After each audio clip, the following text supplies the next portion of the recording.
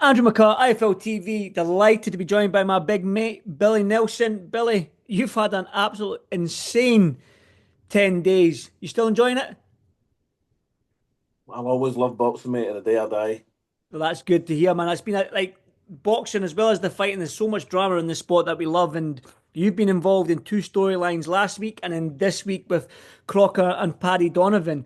Um, I watched the fight, the fouls, the punch after the bell, which ultimately got Paddy Donovan disqualified and gave Lewis Crocker the win. I just want to get your quick summary a couple of days later on the fight, and then we'll break it down. Uh, Paddy Donovan was ahead in the fight. He was boxing very well. Uh, but the fouls committed against Lewis Crocker, some of them were really, really naughty. I mean, he dropped his head on him. I counted at least 10 times. Well, listen, let's summarise it. The two times he got a point took off him, that's when the referee penalised him, right? And he warned him, he must have warned him about another two, three times, easy. And then unpenalised was the worst one out of a lot of them, with the elbow in the face, right on one of his cuts, Mm. which it was on the left eye, which made the eye swell and close. And then he punched him after the bell. I mean, I sympathise with Paddy because he boxed so well, and I told him he boxed excellently well. But you've got to adhere to the rules, and he's failed on multiple occasions. I don't know what the song and dance is about. The referee was this and the referee was that. The referee done his job. If the ball, if the shoe was on the other foot, they would have been, it'd have been the same where I'm sitting. I saw comments from Andy Lee. Now, I know you and Andy Lee are friends and you respect Andy Lee more than anything. And do you understand what Andy Lee's coming from when he says that Lewis was leading in with the head? I'm playing devil's advocate here, that Lewis was coming in with the head as well. He was leaning in as well, but he wasn't penalised or warned. Could you understand Andy Lee's frustration on that? But maybe the style of boxing Lewis has got, his hands are up. His head was very rarely in front of his gloves. Paddy was dropping his head down in front of the glove. You know what I mean? Intentionally. I mean, the twice that he done it and got caught and took the points took off, but it happened at least another 8 times. As at least another 8 times. Lewis's face was a fucking mess. He got 22 stitches, six internally and 16 in three different wounds. Hmm. Now the referee says the first punch was caused with the first cut was caused with a punch. I'm no 100% sure that was the case. But even given that, the head clashes caused the other two cuts, and that elbow went right into his left eye. That was as bad that was worse than the three head clashes and the late punch for me. That was intentional. You Hmm. see it clear as day. The elbow went to the face. No intention to punch.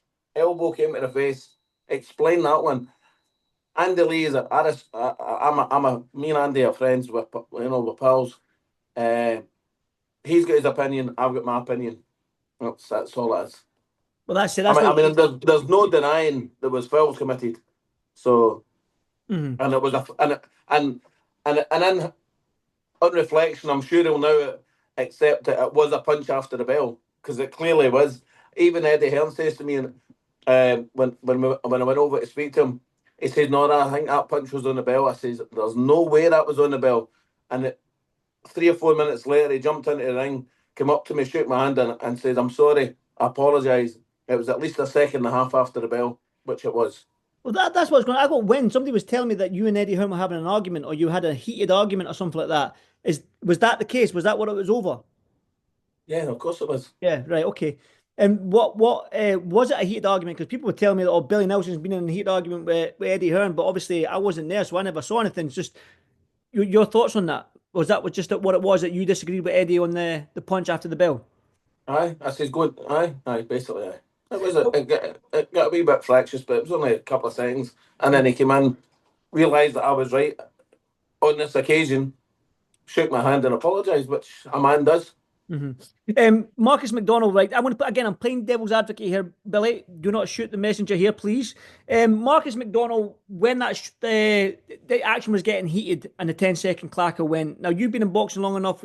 Referees will sometimes, especially in a fight like that, will say, "Boys, 10 seconds," and he'll be close to the action, ready to jump in and stop as soon as that bell goes. Because you know yourself, as a boxer, mid combo, you're trying to knock the opponent out.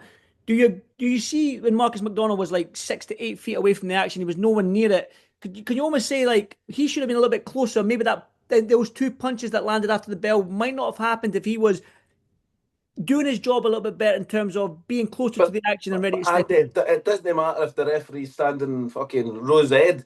He get hit with punches after the bell. I was just playing That's a devil's foul. advocate. Yep. No, I agree with you. And in fairness, and I'm not I'm not knocking Marcus because he stuck to the the law of the rule. But Paddy Donovan's claimed that he didn't hear the bell. Now, Marcus was behind him. Maybe Marcus never, or the clacker. Maybe he never heard the clacker or the bell himself. Mm. But irrespective, the shots were fired after the bell rang. And listen, if Paddy never heard the bell, then he's got a degree of sympathy with us. But it's a foul. No, I agree. I agree. Listen, was that you can see it clear as day. It was. Well, listen. We're all bypassing this elbow incident, which I want. That was a clear foul. Am I correct? Mm-hmm. I think I saw it. I think I saw it on Instagram. Yeah. That alone in a fight is justifiable to have a disqualification. And I was fucking furious that he never got a point took off for that one, because that was as blatant as, and it was right in his left eye, right on, and the eye just went boom. See when Lewis Crocker get dropped the first time? Yes. He got up immediately. I looked at him and I said to him, "Are you okay?" And he's aye. I looked at his legs. His legs were solid. Lewis slipped. See the shot after the bell, the one that landed. Lewis still had his faculties about him to slip the two punches prior to that, and then he got caught with that right hand up, which was at least a second and a half after the bell. Second and a half after the bell. We knew what was on the line with this fight, Billy, in terms of the IBF. Now, there's clamour for the rematch. We've seen with Froch Groves and the Josh Taylor Catterall first fights with the controversy and whatnot between them, and then we've had big rematches. You're in a position right now with Lewis Crocker with the IBF. And we've seen what Mark McCauley, he's lost his final limit, I believe, at IBF. So as a manager, as a coach with Lewis Crocker, I know you're not his manager, but I'm talking about as a manager's head that you have. What do you want next for Lewis Crocker? Would it be the rematch, or would it be going down the IBF route and we get that world title shot? Of course he's going to go for the world title. Okay. It's every boxer's dream, Andy. Of course it is. That's why, and he has my sympathy. That's why Paddy's so distraught about it, because he's realised they fouls have cost him a world title shot, ultimately. I know, it's in boxing is one of the, like, you've been involved in two storylines in the last 10 days that has been incredible storylines to be involved in as well. But again, Lewis Crocker, have you spoke with him anytime after the fight? I know immediately after the fight, the changing room, but he's obviously when Monday morning. Back to his hotel, and him, his coach. I'm not just going to dump him in the. I was standing with him. He was holding my hand when he was getting the stitches put into his eye. Right.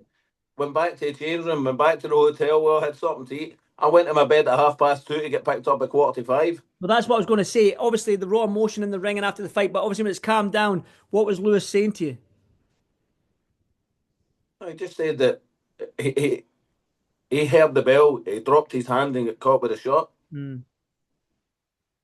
Well, again, it's insane, Billy. And I know you're limited for time, but Lewis Crocker, like you said, the IBF world title. Have you got? Obviously, he's going to have to heal up massively. It looks like I've seen the photos on Instagram of his face. He's going to have to heal up before we even talk about this IBF. But when would you like to happen? Do you think it will happen in the summer? It will happen when the IBF tell us who we're fighting, and then the promoters determine. I don't think it will happen until August, September time. Well, I guess a quick one on Martin McCauley then, because I noticed he's off the New York bill. No, he's not. Oh, he's off, aye. He's off the Aye, New but York we're on the Saudi show on the Canelo undercard. Right, that's good to hear, because I seen him, he was shadow boxing out in the Congo, so he says the news dropping soon. So he's off the New York one, but he's still fighting in May. Yes, he's fighting on the 3rd of May in Saudi, I'm led to believe.